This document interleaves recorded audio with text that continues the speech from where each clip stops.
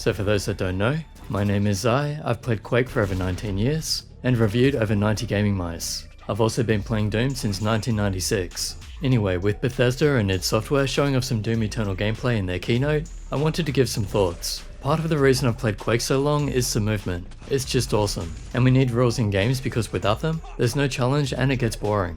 Okay, it's fun to begin with, but after a while, then boring. Quake's rules with strafe jumping and rocket jumping offer some extra freedom. I started in Quake 2 Capture the Flag, so having a grapple was amazing too. Most of the games we're playing are 3D, but how many are actually making proper use of the extra dimension? You'll see many games where you can jump, sure, but otherwise you're stuck on a 2D plane. Maybe they have some stairs or a ladder. Either way, in shooters, you're pretty much always on the ground. You're moving forward and back, left and right, and there's only so much you can do with that, without going into full flight mode anyway. But if we look at the Doom Eternal gameplay, we see something that could easily be seen as over the top. But if the balance is done right, it could be exactly what Doom needs to take it to the next level. With the double tap dodging and boosting, you have more control over where you move.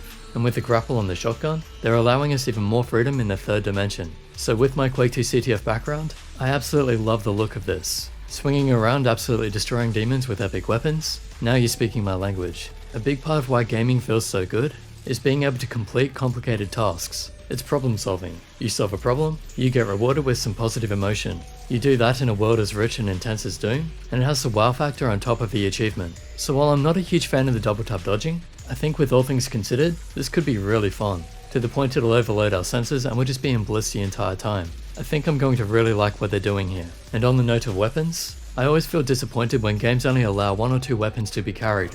In Quake, weapon combinations is one of my favorite aspects. Switching from the lightning gun to railgun is just beautiful. Combo kill.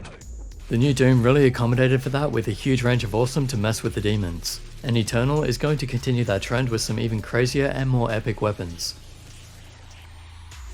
It's so good to see this kind of plasma gun back, although I was hoping for a harder hitting sound effect, maybe more boom. Sounded too metallic and light to me.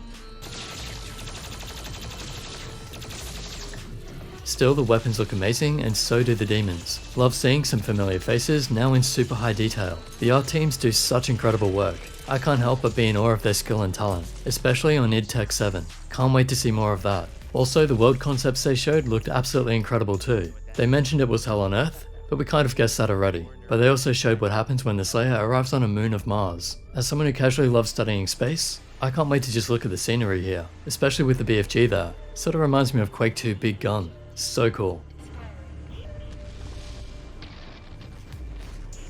One of the things you might notice in TV shows, books, games and even music is that they're rarely about just one thing. They're generally a hybrid, meaning they combine a few ideas. Part of why I think Doom is amazing is because it's combining something as superstitious and ancient as demons with the super high-tech spacefaring nature of future human civilization. I love that balance they strike. Ancient meets the new generation. If you ever want to make your own creative works more interesting, try combining 2 completely different ideas like that. You'll be amazed by how much more people enjoy them. Doom's appeal is no accident, that's for sure. And also, they're going to allow you to take control of a demon in your friend's campaign, so taking co-op mode to new heights. Speaking of fun, that's one of the best things about gaming. We get to escape reality and live in another world, so taking control of demons should really add to the experience. Always love the atmosphere of id Software games. And they mentioned they're not just building a Doom game now, they're building a Doom universe, with a lot of lore to back it up. So we should be able to get pretty deep into this world. So when you consider that they're just adding to the success of the previous Doom game, with the new modes, different weapons and movement style, there's no doubt we're in for a treat with Doom Eternal. It's going to be hard to contain the hype. I think TheSpudHunter said it best with this clip.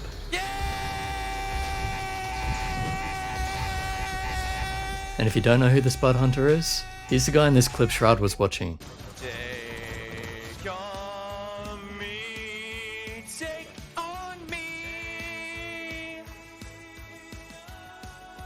take on me, I'll be gone in all time.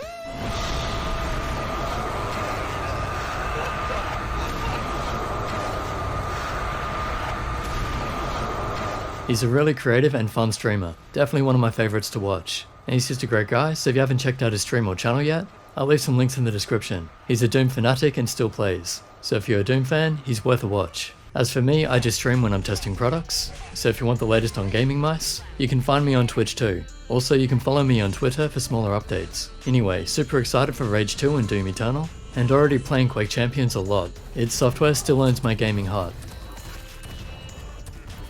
Leave a comment below whether you like the direction or not, and answer, is it too much, or is this where Doom needs to go? It's pretty far away from the 2D movement of the originals, where you couldn't even jump, so I'd love to hear what you think. So that's it for now. Subscribe for mouse reviews and other gaming videos, like and share this one, and I'll catch you in the next.